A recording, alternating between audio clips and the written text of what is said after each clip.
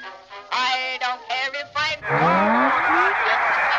Sandy into his windup. Here's the pitch.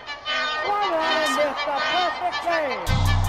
High fly ball into right field. She is gone. In a year that has been so improbable, the impossible has happened. Fernando Valenzuela has pitched a no-hitter. Clayton Kershaw pitches a no-hitter.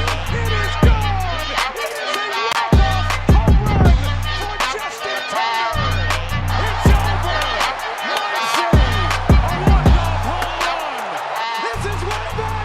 Walk 'em off. Chris Taylor. Give me some peanuts and cracker jack. I don't care if I never get back. Another payoff. Fenny got him with a slider.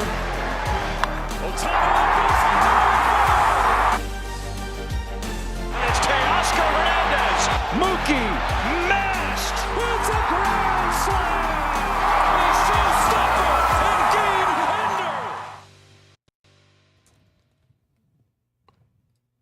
What is up, Dodgers Nation, and welcome to the Dodgers Nation post-game show. My name is Doug McKain. You can follow me on X and Instagram at DMac_LA. If you haven't yet, do us a huge favor and subscribe to the #1 Dodgers YouTube channel, the #1 Dodgers post-game show here on YouTube. Hit the subscribe button, hit the notification bell, hit that like button for your Los Angeles Dodgers, who lose tonight, Game 2 of this National League showdown against the Philadelphia Phillies. They lose by a final score of 6-2. A 6-2 loss. Clayton Kershaw had a really nice bounce-back start. Definitely the biggest positive from tonight was Clayton Kershaw's performance. We're going to break that down, what I like from it, what I didn't like. We're going to talk about Brusdar Graterol. We've got an update, so we'll get the latest on Brusdar Graterol, who left tonight after throwing just 8 pitches thrown by Brusdar Graterol tonight, and he leaves with what looked to be a lower body injury, an injury to his right leg, and the Dodgers, they announced after that it was a hamstring strain to his right leg, and we'll hear what Doc had to say about that. But he entered in the top of the 6th. He got Bryce Harper to foul out on 3 pitches, and boom, he gave up a single to him. And it's unfortunate that Brusdar Graterol just wasn't able to complete that inning. He leaves, and he had spent 4.5 months to get back, and unfortunately, he's already injured once again. So hopefully this is not season ending, because Brusdar Graterol could be a major boost for this Dodgers bullpen. I think they need him in a big way, so we'll talk about that. Also, some of the decisions in tonight's game. I mean, Brent Honeywell, he comes in, and the game isn't out of reach at that point with Honeywell into pitch, and unfortunately, he just does not get the job done. We'll talk about Honeywell's night and whether or not the Dodgers are going to move on from him. He doesn't have any options, so we'll see what happens with Brusdar Graterol. So he'll likely still be in that Dodgers bullpen. But yeah, welcome to the Dodgers Nation post-game show. Give me all your takes from tonight. I mean, is this team cursed when it comes to the injury bug? It certainly does feel that way. Yet all these great momentum as far as Mookie and his return at some point during the series against the Milwaukee Brewers, and all these good feelings about Max Muncy, and you have Ryan Brazier and Michael Grove, and all these guys are returning. Unfortunately, Brusdar Graterol, he goes down with an injury. But let's dive into the comments here, guys. We're going to break this whole thing down. The Dodgers had an opportunity tonight to get the best record in the National League, and unfortunately, this struggling Philadelphia Phillies team was able to get the win tonight, a much-needed win from their standpoint, and now currently the Dodgers 66-48, a game and a half back of the Phillies in the National League, 2 games back in the loss column, and the Dodgers in their division up 4 games now on the San Diego Padres. So a bad week, and this could be a competitive division race here, so don't forget that. Tough loss from Daniel Clark, Pablo Ramos, If Kershaw pitches, we lose. Hey, that was the positive tonight. I have a lot to say about Clayton Kershaw tonight. I think it was a really nice start to build on. I'm not here to say Clayton Kershaw's my game 1 starter. Clayton Kershaw's earned the start in game 4, or he's a part of the postseason rotation or anything like that. He still has a lot of work to do to earn the trust of the Dodgers coaches. They're not going to just give him a spot on this postseason roster. He has to go out there and earn it, but he took a massive step forward after his last start where he really struggled against the San Diego Padres. But here we go. Where are all the fans who said Kershaw was going to get cooked? That's from Pibbles9. Neil Casamoto says fire Roberts. Ethan says Ohtani once again couldn't come through with a chance to tie the game. Yeah, the offense just all in all kind of sputtered. They really didn't make the most of opportunities. Will Smith once again with an opportunity to really help this team, and he's just really struggled at the plate of late, man. I mean, Will Smith definitely is going through it. The second half slump for the second year in a row. We read his numbers earlier today. I mean, he's been 8% below league average, a 92 weighted runs created plus after the first month of the season. First month and a half is at a 162 weighted runs created plus. He was fantastic, but since then he has been a below average bat, and that continued tonight despite multiple opportunities. And you look at just recent numbers for Smitty, he's 10 for his last 69 in his last 18 games. He just has not found it at the plate, and they're going to need him to turn it around. They're going to absolutely need him to turn it around because he's a big part of this offense, especially when the postseason rolls around. He's 3 for his last 40 in his last 10 games. And tonight, Smith definitely had some opportunities. He did come through early on in the game to give the Dodgers a little bit of life there in the bottom of the 6th inning with the Dodgers trailing 4-0. Will Smith grounded out to third to score Teoscar Hernandez to give the Dodgers their first run of the evening. But later in the game, he had some more opportunities. I mean, not really a lot, but just at the plate. I mean, bottom of the 8th, the Dodgers trying to get back in this one after Teoscar Hernandez leadoff home run that inning to cut the Phillies lead in half at 4-2. Freddie Freeman struck out swinging, and Will Smith, he struck out looking. 98-mile-per-hour fastball on the outer half. And yeah, it's unfortunate just because you know he puts in the work. You know that he is still one of the best offensive catchers overall, still well above average for the season. As far as catchers go, it's still very impressive. I mean, he has only had 1 home run since that 3-home-run game on July 5th against the Milwaukee Brewers. So, yeah, that was a big takeaway. Just Will Smith and this Dodgers offense overall. They were able to muster 7 hits. They were out-hit by the Phillies 7-14 in this one. Shohei goes 0 for 4. Teoscar goes 2 for 4. With the home run, the RBI. Freddie Freeman goes 1 for 4. Will Smith did have the RBI, but he goes 0 for 4. Rosario 0 for 3. Lux pinch hit for Rosario later in the game. He goes 0 for 1. Kike, he had a hit, goes 1 for 4. Pages provided some offense. He goes 2 for 4, but 2 extra base hits for the Dodgers tonight. Freddie Freeman had a double. Give Freddie Freeman a lot of love. Second game back since his son Maximus was out, of course, with the severe illness. So great to see Freddie Freeman having success. He had his 500 double tonight, and it was the 10th youngest player to do so in the history of Major League Baseball. So great to see Freddie Freeman have some success. That definitely makes you feel good about tonight if you are just looking at things to feel positive about. He was able to get a 2-out double there in the bottom of the first inning, and then Will Smith, the runner on second base, Smith gets into a hitter's count up 2-0, and he grounds to third for the final out. So we're going to break this one down. We're going to continue to talk about it. We're going to wait for any updates on Brusdar Graterol, and we're going to talk about just the overall outlook of this bullpen. But let's read some comments here, guys. Looking for those fire takes, looking for those comments of the show. Welcome to the Dodgers Nation post-game show. Need Stone to show some signs of life tomorrow, Chris St. Jacques. Yeah, I mean, it's definitely been rough for Gavin Stone of late.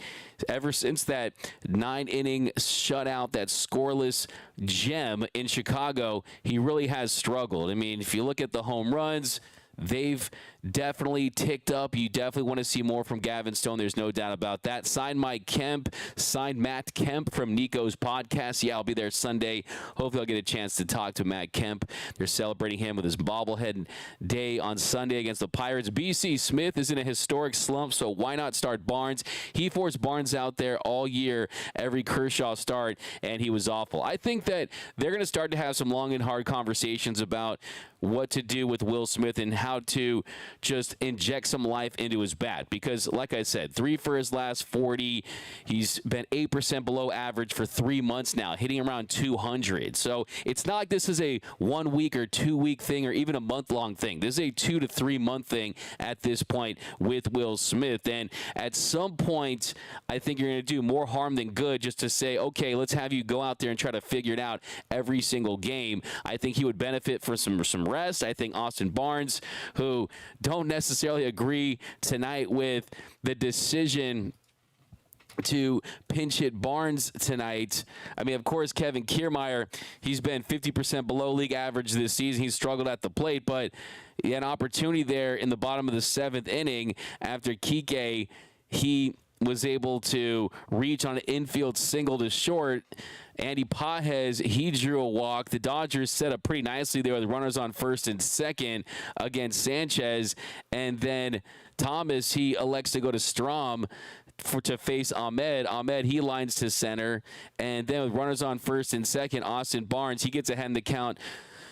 And he's in a really nice hitters counts. 2-1 count, then right there 3-1, then loads the count, and then he at the full count, he fouls one off, and then on the 7th pitch, the at-bat, he swings and misses that 93-mile-per-hour fastball out on the outer half. So, yeah, I think for me, I mean, like I said, just a lot of just push button managing tonight as far as, okay, got to pinch it here, pinch it there. Got to, I mean, you left Honeywell in. Did you leave him in a game that the Dodgers could have still come back? I mean, Alex Vesia you could have gone to. I'm okay with him not going to Evan Phillips in that situation, even though he was available. Hudson, I mean, I think what they're definitely going to do is they're going to try to get as many innings out of Honeywell as they possibly can. And then ultimately, the turtleneck is not going to be on this team. The screwball man is definitely not going to be on this roster in the long term. They still got some bodies coming back. But, yeah, the big story tonight was Clayton Kershaw. If there's one thing that you want to take away from this game, it was the performance of Clayton Kershaw and how much better he looked from his last start. Because make no mistake about it, if Clayton Kershaw goes out there tonight and he struggles and he gets chased early on, especially against the lineup that he could be facing in the postseason, a lineup like the San Diego Padres did last time, like the Phillies tonight. These are potential postseason teams that you could be facing, so there's extra attention paid to these matchups. And at Clayton Kershaw, his last start was one of the worst starts in his career. He went 3 2/3 innings, gave up 3 runs on 6 hits, gave up a home run. The velocity was down at around 89. He had a walk. He had no strikeouts and just 2 swings and misses. And it was something where it made headlines because there was a streak that was broken, and it was the first time for Clayton Kershaw that he did not strike out a batter in 423 starts. Well, I'm here to tell you that I'm very happy about the fact that Clayton Kershaw started a new streak tonight. He did record a strikeout, and he looked very sharp out there tonight. And we're going to break down his entire outing, but let me ask you guys, describe what you saw from Kershaw tonight, and does that change the complexion of this postseason rotation? Because I fully believe, I said it early before he started, before he came back, that just somehow, some way, he was going to factor into this postseason rotation. And I think Gavin Stone has had a phenomenal rookie year for the Dodgers. He's been outstanding. He's struggled of late. Will he find it? Will it be River Ryan? Will Bob Miller get another opportunity? Will Walker Buehler find it? It feels like somehow, some way, Clayton Kershaw will be the Dodgers starter in a potential Game 4 of a postseason series. Because tonight, he looked good. The big difference tonight, he went back to throwing a lot more slider than four-seam fastball. He threw that slider 47% of the time. He threw the four-seam fastball 33% of the time. The fastball velocity averaged 90.4 miles per hour, up just a little bit. The curveball he threw 19% of the time. So he threw more slider. He threw more curveballs. He threw 15 curveballs tonight, 27 fastballs, 38 sliders. And then he also, as far as StatCast goes, as far as Baseball Savant goes, he threw a splitter that really was one of the clutch pitches tonight for him there in the top of the 5th inning.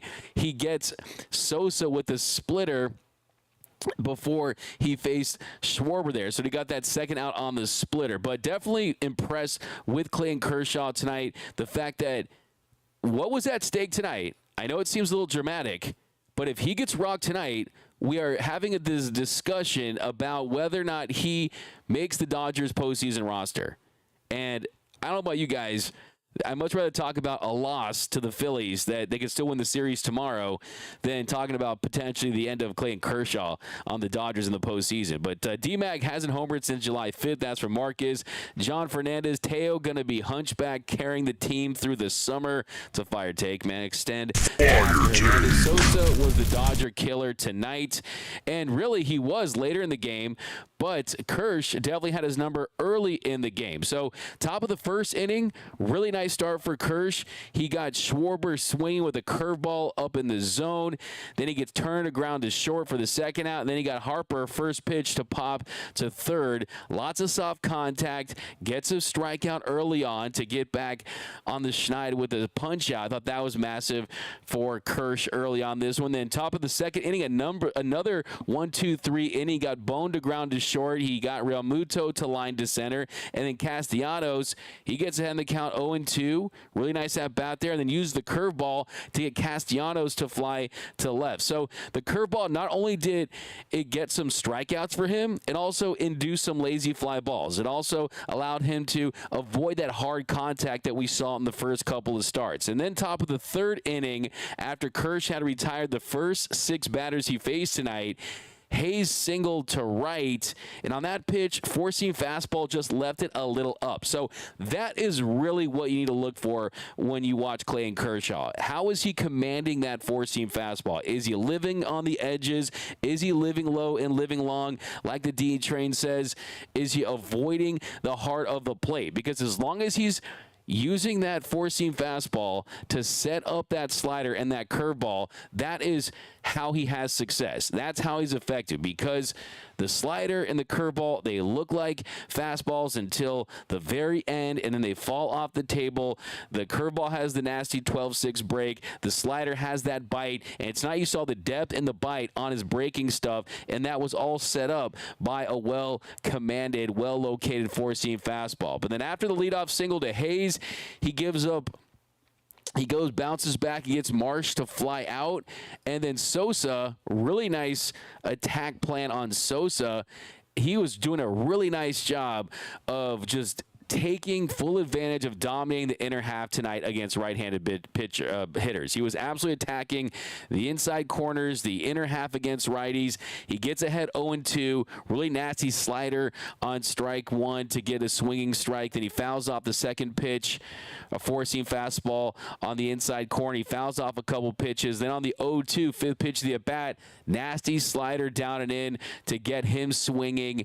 And then nice job by Will Smith. He gets Hayes at the next batter after this was a really big sequence for Kersh too. I mean, he fell behind to Kyle Schwarber next turn through the lineup, and you got the top of the order, Kyle Schwarber. He falls behind 3-0 in the count, and he's missing glove side with the slider, four-seam and slider. And thankfully, Will Smith heads up play. He throws out Hayes trying to steal second, and the Dodgers, they get out of that inning, and Kersh works his way around that leadoff single that he gave up. Then top of the fourth inning, Schwarber back at the plate. He strikes him out with a slider on the inside corner. Then their next batter, 0-2 to Trey Turner. He leaves a slider a little up, and he singles to center, just kind of gets the barrel out there, gets a bat head on it. Not a ton of hard contact tonight. Same on that play. Just kind of gets a single to center. And then Harper, very next battle, he singles to center. That sets the Phillies up with runners on the corners. And then that's when Kersh really just buckles down. Next batter, Bone, falls behind the count 2-1. Then fifth pitch, the at-bat, it was the Cooperstown curveball. It was the pitch that Vin Scully dubbed public enemy number 1. Curveball, bounces, just gets that swing and miss. Really, really nice pitch there for the second out. And then he gets Realmuto to ground to third. So it gives up 2 hits there in that fourth inning, but still doesn't give up a run. Then in the fifth inning, Castellanos at the plate. He gets in the line to right for the first out. And then Hayes, who really was the kryptonite of Kersh tonight, he doubles to left. Slider, leaves it up, out over the plate. Hayes takes full advantage. That gives the Phillies a runner on second with 1 out. And then, to me, this was a critical part of Kershaw's start tonight. He's got Hayes at second. He's up 0-2 to Marsh. And on the third pitch, he hits him. But if you look closely, it looked like he got the knob of the bat. It looked like they should have, at the very least, replayed it to see if they were going to overturn it. Because I think if you look at it a couple times, yeah, it wasn't very conclusive, but at the very least, that needs to be replayed to see if you can get that overturned. Because then you got Marsh at the plate, down 0-2. He just took a curveball looking for the first pitch of the at-bat. I mean, that definitely was a big sequence in that game. He hits him. So either way, you got runners on first and second with 1 out. And then Sosa, next batter up. Really nice at-bat for Sosa. Fouled off 4 pitches. 9th pitch of the at-bat, though. Kersh goes to an 83-mile-per-hour splitter out of the zone and gets him to chase on the outside corner, on the outside part of the plate. So really nice pitch right there. I mean, it was really cool to see Kersh tinkering with something different during that at-bat because he was really looking for that fastball. And look, that's why that 90-mile-per-hour fastball can be effective and why hitters will either take it for strike 3 or they'll miss it. That's because they're so afraid of the slider and the curveball that a 90-mile-per-hour fastball is going to appear like a 95 or 96-mile-per-hour pitch just because of how effective the slider and the curveball are. So, yeah, he fouled off a couple off-speed pitches, and he goes to a splitter. So, really love that pitch right there.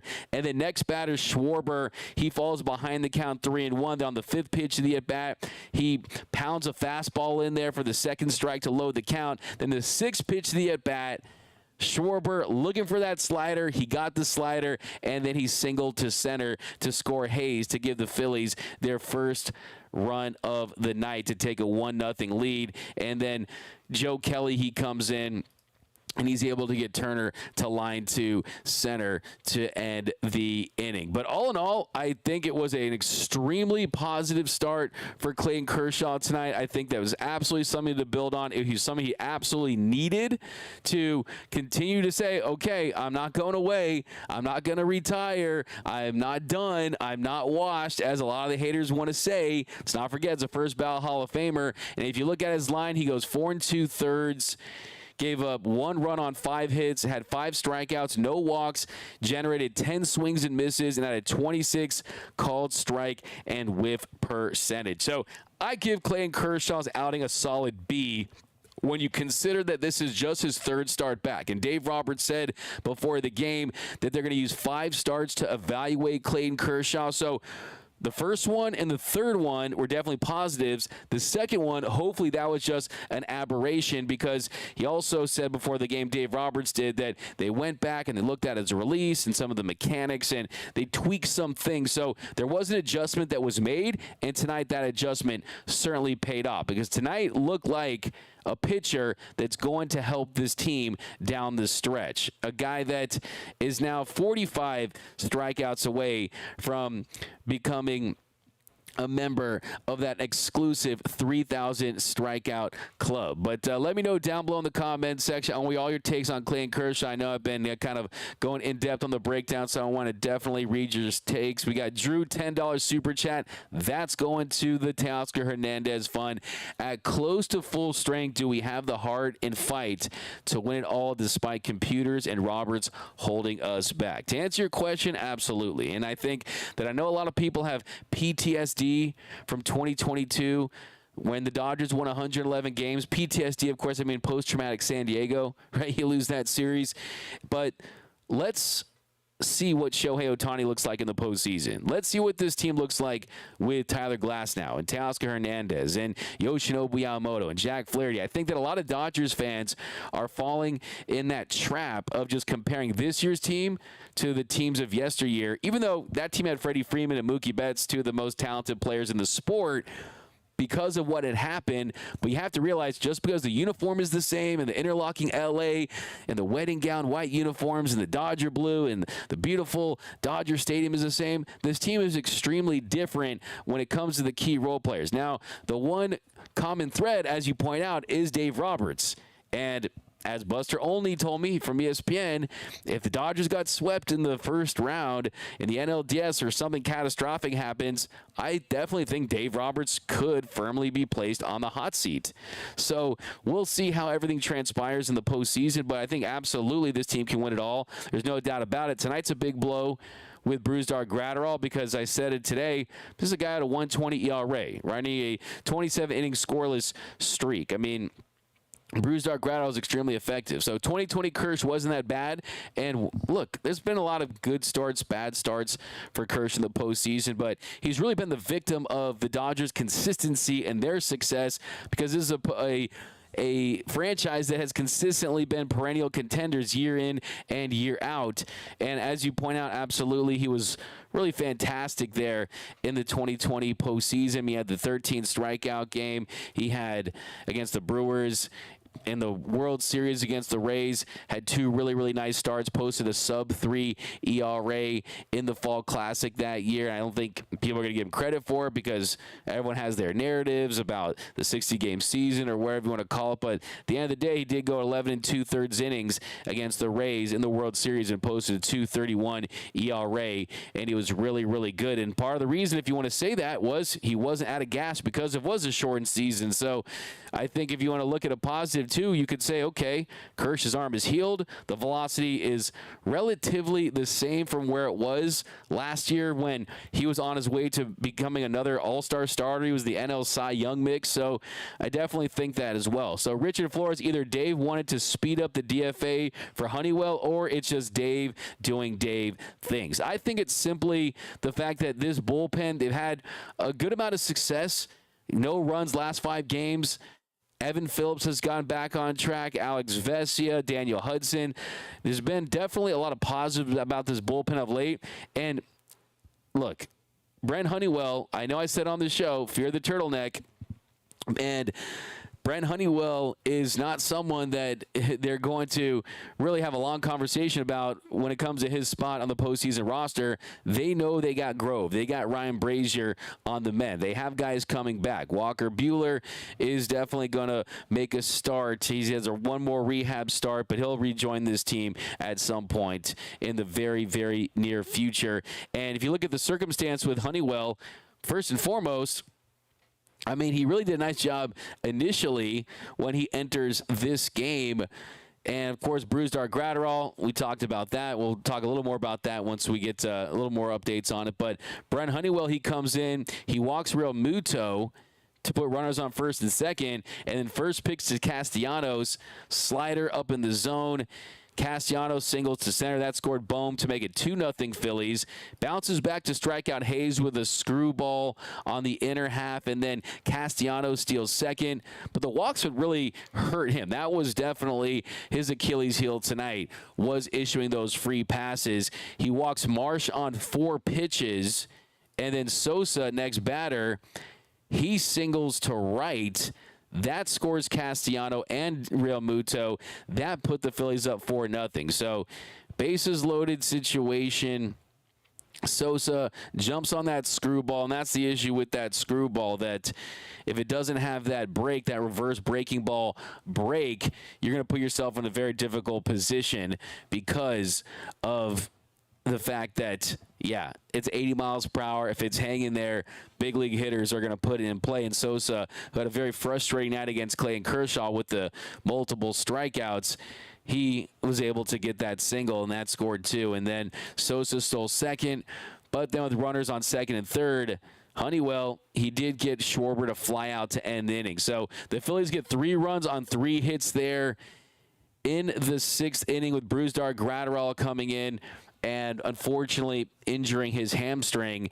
And then we talked about the bottom of the 6th. The Dodgers were able to get a run on a Smith ground out to third, scoring Teoscar Hernandez after Teoscar had a leadoff double that inning. Then top of the 7th inning, Honeywell looked much better. He gets Turner to ground to third, Harper singles to right, a 1-out single for Harper, and then Bohm singled to center. So he got back-to-back singles after he gave a back-to-back singles after he got Turner to ground out, but then he was able to get Realmuto to fly into that double play there after a fantastic throw by Andy Pages. I mean, that's another positive takeaway for this one. I know a lot of people are dogging Andy Pages right now, but Andy Pages didn't say, hey, make me be the center fielder. I'm refusing to play any other position. I need to be the center fielder. No, Andy Pages is doing what's been asked of him.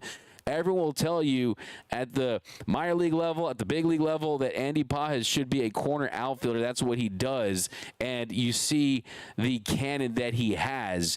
So definitely a positive side to see the potential he has. I definitely think that Pages is definitely going to be a part of this team in the future. I think ultimately they'll option him. You got to take advantage of those guys that do have those options, but has the potential to be an elite corner outfielder defensively. And you also saw some nice at-bats from him this series. And then bottom of the 7th inning, talked about that one. Dodgers have some opportunities there. Fortunately, Barnes, he struck out swinging later in that inning. We talked about that one. Then Ohtani, not a great night for Ohtani at the plate. He ends up flying to right with runners on first and second. So it wasn't a big Shohei night. And then Honeywell in there to pitch the 8th. James Outman, he subs in center field, a little defensive substitution. Castellanos singles to center. Another nice double play that he generated there. He gets Hayes to ground into a pitcher's best friend. And then he bounces back to get Marsh to ground to first. So it gives it the 1 hit, but no runs. And then he's in there in the top of the 9th inning. And, yeah, they just left him out there. I mean, at that point, it's still a 4-2 game. And this, I know it could be tough to stomach because this team with Shohei Ohtani and Freddie Freeman and Gavin Lux had just grounded to first after he pinch hit for Rosario in the previous inning. Yeah, is the lineup going to turn over to get to Shohei again? Probably not, but still, you pretty much lost any chance you had. Sosa, he homers to right. That put the Phillies up 5-2. They tack on another run, left that four-seam fastball up, and not the worst pitch in the world. Didn't leave it out over, but still, I mean, the velocity 93. Sosa, really nice piece of hitting there. And then Schwarber hit an absolute bomb to right to stay in the air forever and went off the foul pole for the second home run of the 9th inning, and that really put the game away at 6-2. Still, Dave Roberts did not go out there. I guess Dave Roberts didn't want to get his steps in today. Turner fly to center. Harper line to left. Those are the second outs. And then Bohm, he reached on an infield single. Then he hits Realmuto, and he gets Castellanos to fly to right. And then bottom of the 9th inning, not much doing for the Dodgers after a Kike fly out to center. Pages was able to get a nice little double there, so give him credit for that. Really a positive night for Andy Pages. Then Jason Hayward, he struck out swinging, and then James Outman, he fouled to third to end the game. So the Dodgers lose. Final score 6-2, dropped to 66-48 on the season. Talked about the offense, the pitching, the decisions.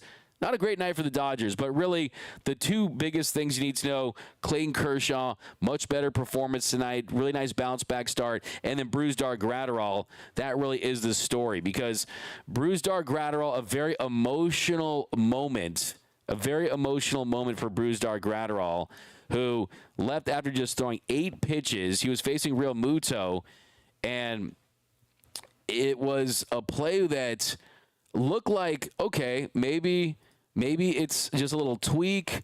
Maybe it's nothing serious. But then you saw basically he froze. He didn't even move. And Dave Roberts comes out. The trainers come out. Kike Hernandez is talking to him. He's bending over, leaning over, and he's looking down, and he's fighting back tears. I mean, he's wiping his glove on his face. Kike's trying to say some positive things to cheer him up, but he's clearly extremely emotional. You could see the frustration from Brusdar Graterol, and he's limping off into, this is a big guy. Brusdar Graterol is a big dude, and yeah, it definitely took some manpower to get him back to the dugout, and he was removed with a right hamstring strain. So you could look at this, I mean, a strain is a tear. I mean, we'll see what comes of this, but I mean, it's just a blow. It's really no way to say this is a positive because it wasn't his arm or something like that. When you look at the work he'd put in, and yeah, I mean, it's tough. I mean, he just rotated his hips right there, and he strains it.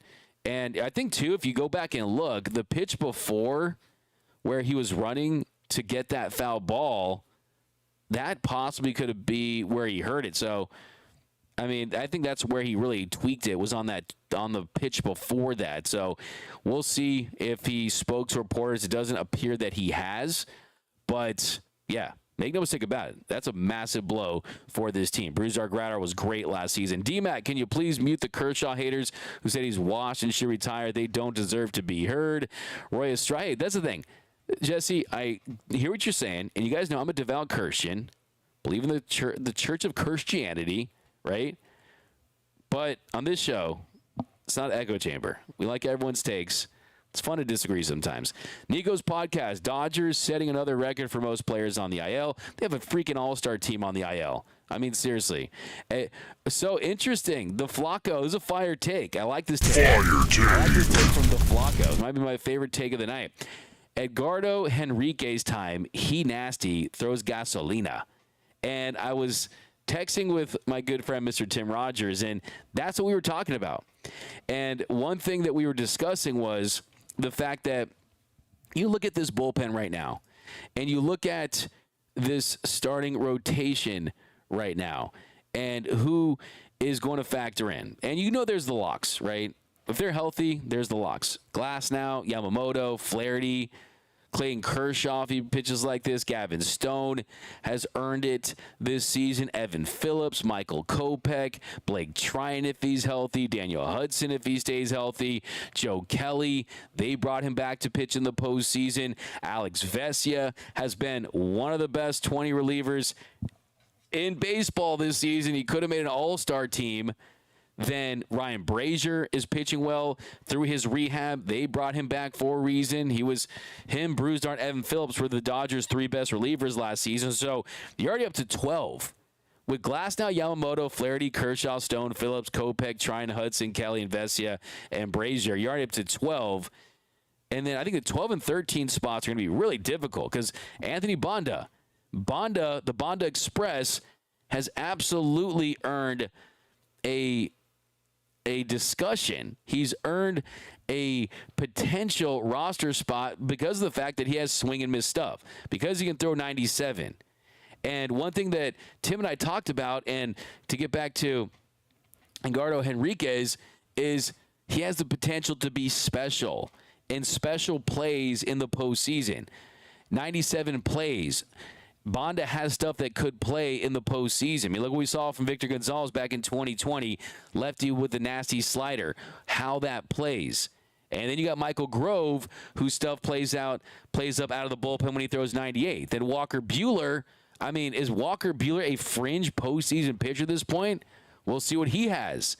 He has to earn it.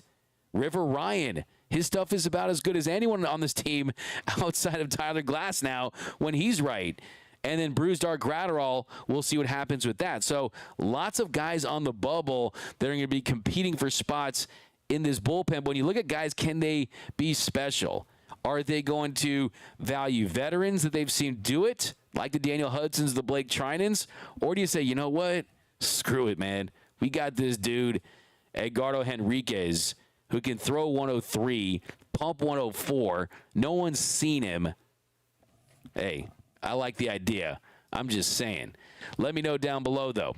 We got Ringgold. What up, Diane Schroeder? Dave Lev Honeywell out there to die. Yeah, Honey wasn't well after that one. And like I said, you had guys you could have gone to. I mean, you could have gone to Alex Vesia. I mean, you had some lefty-lefty matchups in there. Evan Phillips at that point in the game, when you think about what Evan Phillips has done lately and the fact that Evan Phillips is trying to continue to build back to the guy that he's hoping to be.